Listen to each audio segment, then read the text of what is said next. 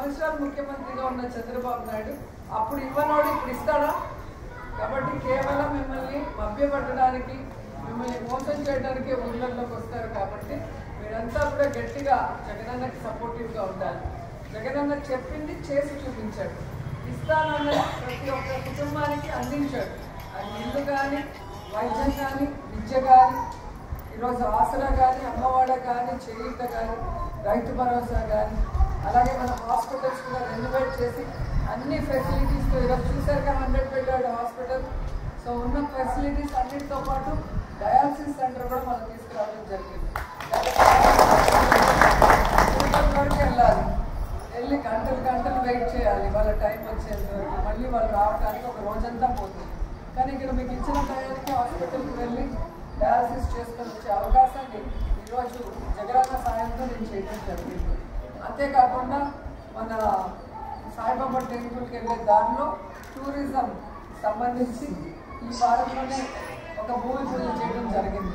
అంటే మనకి ఒక కన్వెన్షన్ సెంటర్, అలాగే ఒక హోటల్, అలాగే ఒక ఫ్యామిలీ రెస్టారెంట్. మనకి మన ఊర్లో ఎక్కడికైనా వెళ్ళాలి అంటే మాకు ఒక రెస్టారెంట్ ఏమీ లేవు. ఎక్కడైనా వెళ్ళాలంటే గుడికి వెళ్ళొచ్చు లేదా పెళ్ళికి వెళ్ళొచ్చు. కుటుంబంతో సంతోషంగా ఎంజాయ్ చేయడానికి ప్లేస్ లేదు.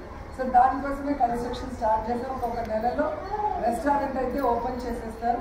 వర్క్ అయితే జరుగుతుంది, 1 year ప్రాజెక్ట్ అది. సో అది కూడా తీసుకురావడం జరిగింది. అలాగే మన నియోజకవర్గంలో ఉన్న 3 మండలాలు ఏవైతే ఇంద్రా, విజయపురం, నగిరి, మన వాళ్ళందరూ మగవాళ్ళు, మీకు ఆడవాళ్ళకి పని ఉండదు, మగవాళ్ళకి ఉంటుంది. ఈ లారీలు కానీ, ట్రక్కులు కానీ, ఆటోలు, కార్లు, బైకులు, వీటికి లైసెన్స్ కానీ, రెన్యువల్స్ కానీ, రిజిస్ట్రేషన్స్ కానీ చిత్తూరు వరకు వెళ్ళి రాకుండా నగిరిలోనే ఎంబీఐ ఆఫీస్ కూడా నేను ఓపెన్ చేశాను. సో ఈరోజు నేను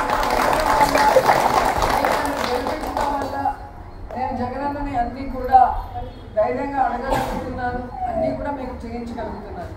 మీరు నన్ను గెలిపించినప్పుడు నా వాయిస్కి ఒక వాల్యూ ఉంటుంది, నా మాటకు ఒక విలువ ఉంటుంది. కాబట్టి నేను అన్ని చేసుకురావడానికి అంటే ఈ సంవత్సరంలో ఇంకొక 45 రోజుల్లో ఎలక్షన్స్ వస్తుంది. కాబట్టి మీకు మంచి చేసిన జగనన్నకి, మీకు మంచి చేసిన నాకు, జగనన్న చెప్పినట్టుగా నేను ఎన్నోసార్లు మీకోసం బటన్ నొక్కాను. నా కోసం ఒక్కొక్క ఓటరు ఎమ్మెల్యేకి ఫ్యాన్ మీద, ఎంపీకి ఫ్యాన్ మీద, ఒక ఓటరు 2 బటన్లు నొక్కితే చాలు. మళ్ళీ మనం ఫ్యాన్ వేస్తే ఎంత చల్లగా ఉంటుందో జగనన్న ప్రభుత్వం కూడా అంతే. మన రాష్ట్రం ఇంకా అభివృద్ధి వైపు నడిచేదానికి అవకాశం కూడా చాలా ఉంది.